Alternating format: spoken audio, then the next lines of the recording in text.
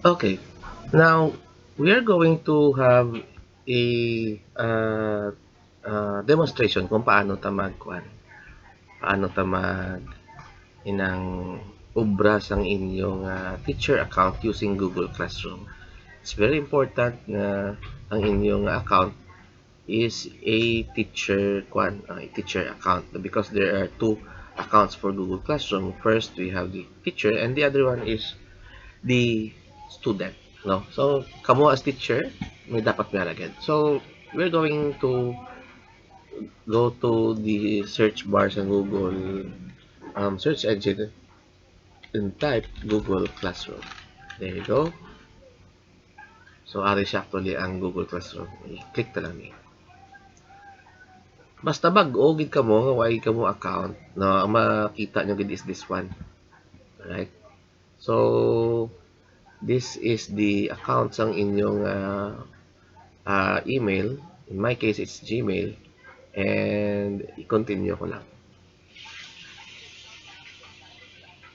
Then you go to this portion on the upper right, ano, kalimpyo sa Google Classroom, no? Do wala, hindi wala ko out. Hindi siya complex, no? Para sa akin, hindi siya komplikado. So here, makatungkol sa create or join class. So I'll go to create class.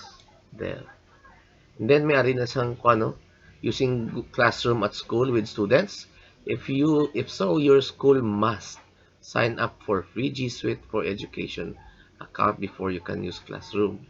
G Suite for Education lets schools decide which Google services their students can use and provides additional privacy and security protections that are important in school setting.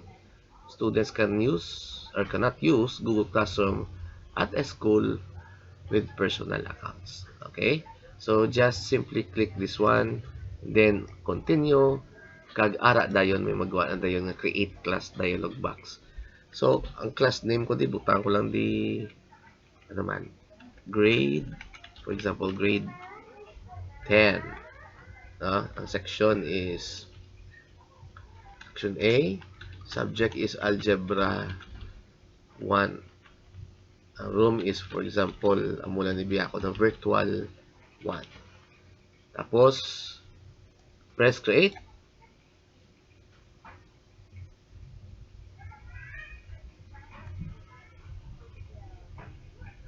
And then it's creating. Will take some time, a bit of time, and then voila, ara na. Right?